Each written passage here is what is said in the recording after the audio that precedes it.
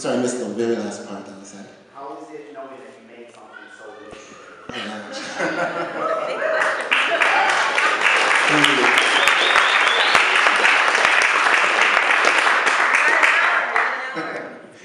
Well, exactly what you said.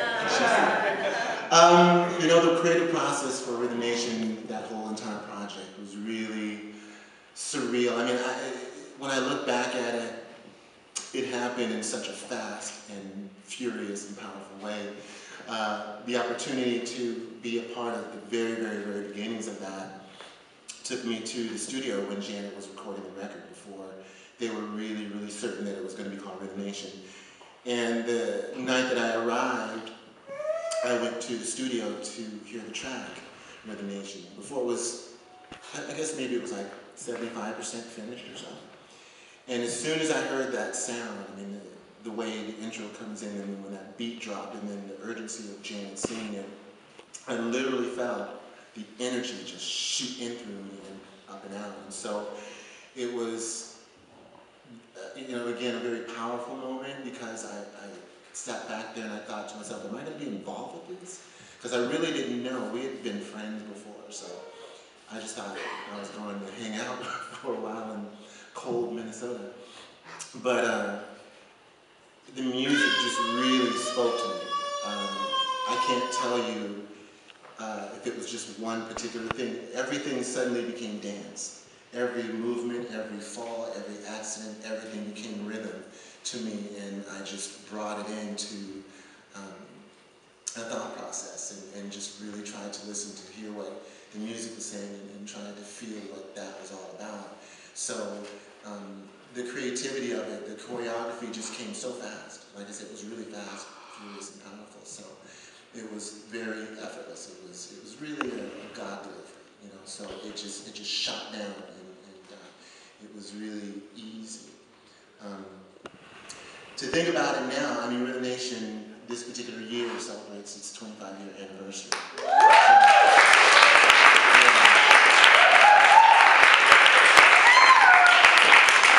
It's really nuts to think that that was 25 years ago. You know, it really feels like 5 years ago, to be quite honest. And when we were doing it, we knew we had something special. I can't say we knew that it was going to impact the world and continue. It's still bearing fruit. You know, dancers and choreographers that I've seen in the past year and currently still. They still are thankful, you know, just as yourself have been touched and impacted by it. So it's humbling. It's an amazing feeling.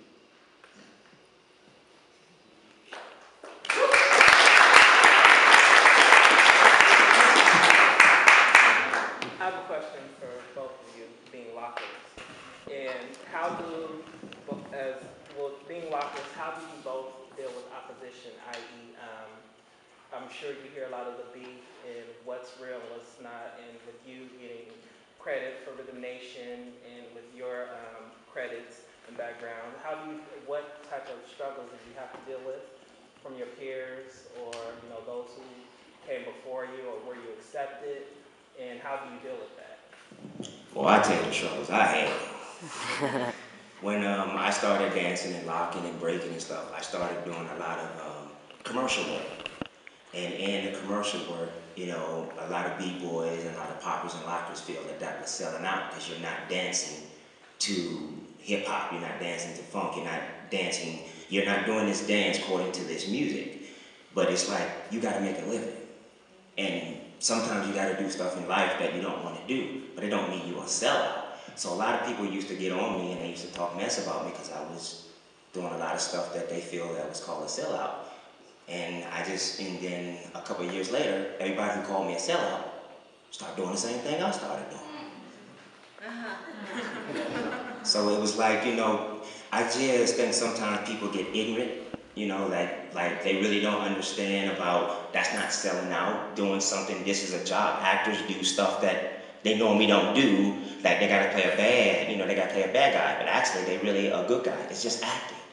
To me, selling out is something like where you used to be cool with people, and then all of a sudden you get just a name, and then you act like you can't talk to people no more. then you act like you don't even know who they are. That's a sellout. A sellout is somebody where you used to come to jams and you used to dance all night, and now they ask you to dance and you say, I need 50 grand. What? So my biggest struggles was that coming up.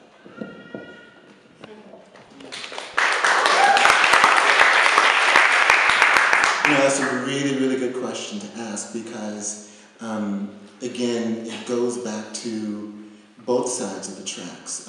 Coming up as a street dancer, I learned dancing by watching the Lockers on Soul Train when I was 8 years old. That's what got me started, that's what fired me up, that's what keeps me going. And if you look at any of my work, you'll always find a trace of street dancing, whether it's popping and or locking, or a combination of the flow, or street dancing, or club dances.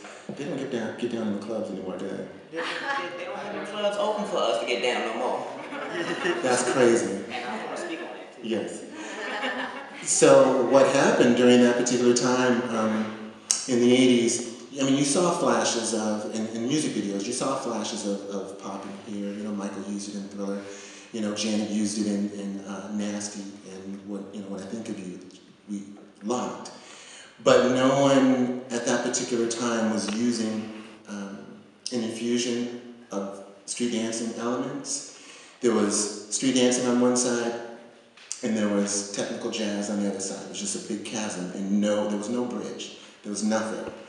And I remember going to auditions, and there would be, at Debbie's or wherever, More Landis back in the day, jazz dancers would look at us, in very condescending ways and tones, and we'd go in and kill the audition, and then months down the line, they're asking, hey, how do you do that backslide thing? How do you do that?